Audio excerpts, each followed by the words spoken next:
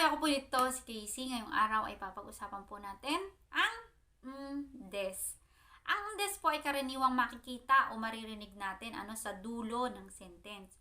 Wala po talaga itong English translation At binubuo po ito ng dalawang component. Yung unang component natin, yung particle no na nominalizer So kapag po sinabing nominalizer, ginagawa po niyang noun ang hindi noun katulad po ng verb o adjective at iba pa. Pag po sinabing Hoshio miru no ga suki desu, I like watching the stars. Yung pong Hoshio miru doon ay binabago na po niya Pero wag po muna natin yung intindihin dito po muna tayo mag-focus sa des. So, yung unang component natin, yung particle no, na nagiging naman sa spoken Japanese. At yung des o da naman, nakuha naman ito na sentence enders. At ilan lamang po sa mga babangkitin ko ay gamit ng des. Kapag po ginagamit ng des, meron po itong kalakip na feeling. So, ano-ano po ba yung mga pakiramdam? Pakiramdam na masaya, minsan malungkot, minsan excited tayo. So, yung mga ganong bagay po. Para po mas maintindihan natin na magbigay po tayo ng halimbawa. Kino no shiken mo sukashikattanda. Ang hirap ng exam kahapon. Kino no shiken mo sukashikatta. Ang hirap ng exam kahapon. Nakikita niyo po ba yung diferensya? Kino no shiken mo sukashikattanda. Ang hirap ng exam kahapon. So, meron po siyang damdamin sa kanyang sinasabi, Meron po siyang pakiramdam. Meron po siyang feeling, may emotion po siya sa kanyang sinasabi. Kino no shiken mo sukashikattanda. Ang hirap ng exam kahapon. Iba po siya sa ang hirap ng exam kahapon. Wala lang, napaka-plain lang ng pagkakasabi niya. Kino no shiken mo sukashikatta. Napaka-plain lang, di ba po? Parang, ang hirap ng exam kahapon. Nagsasabi lang siya na mahirap yung exam kahapon. Wala po siyang damdamin sa kanyang sinasabi. Wala po siyang pakiramdam. Kumpara doon sa, ang hirap ng exam kahapon. Kino no shiken mo sukashikattanda. So, sana po nakikita nyo yung diferensya, At isa pang gamit ng des, yung sinasabi mo yung isang bagay na hindi alam ng kausap mo. Halimbawa lang naman, may kausap ka, tapos hindi niya alam na ikaw ay 50 years old na, Halimbawa lang naman ito, hindi obvious sa'yo na ikaw ay ganong edad na. Ngayon, sasabihin mo sa kanya, Gojusai nandes, 50 years old na ako. So, ganun po siya, sinasabi mo sa kanya yung bagay na hindi niya alam. At ginagamit din po ang des para po i-explain ang isang bagay na hindi alam ng kausap mo. Halimbawa lang sa isang sitwasyon sa trabaho.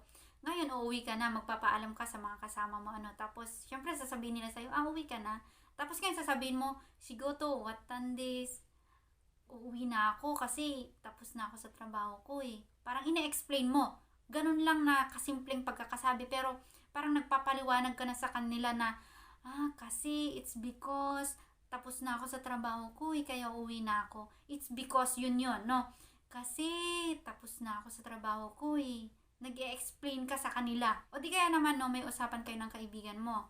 Magkikita kayo sa gantong lugar, sa gantong oras. Ngayon ay hindi ka agad-agad nakapunta, na late ka.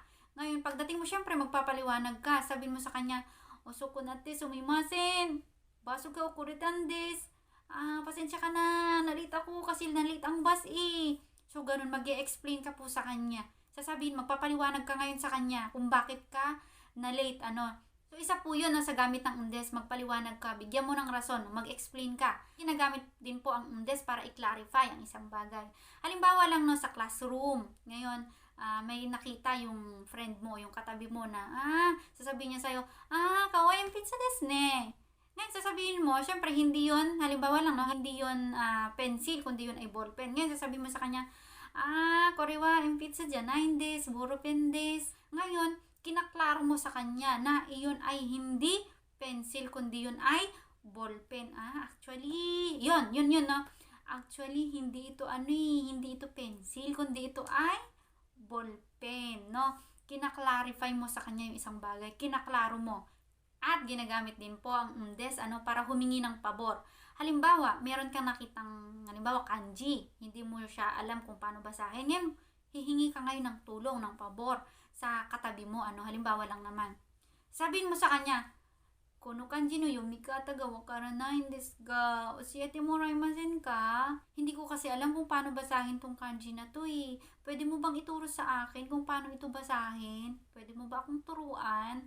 So, ganun po siya. Hihingi ka ngayon ng pabor sa kausap mo. So, isa po yun no, sa gamit ng undes.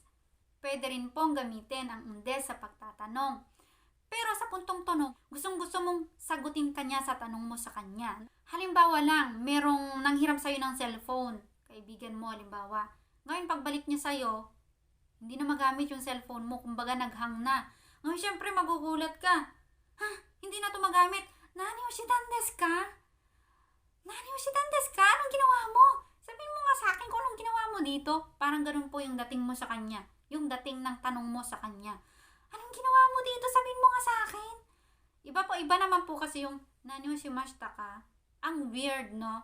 Nani oshimashita ka. Sira na yung cellphone mo tapos nani oshimashita ka. Wala lang, napaka-plain lang ang pagkakatanong mo. Iba po yung nani oshitan desu ka? Anong ginawa mo dito? Ganun po siya. So, sana po makita nyo yung kaibahan nani oshimashita ka? Nani oshitan desu ka? Diba po? Isa pa pong halimbawa, kunyari, tatanungin mo yung kasama mo kung ano yung ginawa niya nung rest day niya, Yasumi no toki, nani oshitan desu ka? Parang, anong ginawa mo nung yasumi mo? Pwede mo bang sabihin sa akin kung anong ginawa mo nung yasumi mo? So, ganun po siya. Parang, andun yung, parang, napaka-natural, parang, parang gusto mo magkwento siya. Ganun. Parang, pwede mo bang sabihin sa akin, ano yung mga ginawa mo nung yasumi mo? Sabihin sa akin. Gusto kong malaman kung anong ginawa mo nung yasumi mo. Parang ganun po yung dating ng tanong mo sa kanya. So, yun lang po. Maraming salamat po sa panonood. At sana po nasagot ko po yung tanong nyo kung meron man Hanggang sa muli. Bye!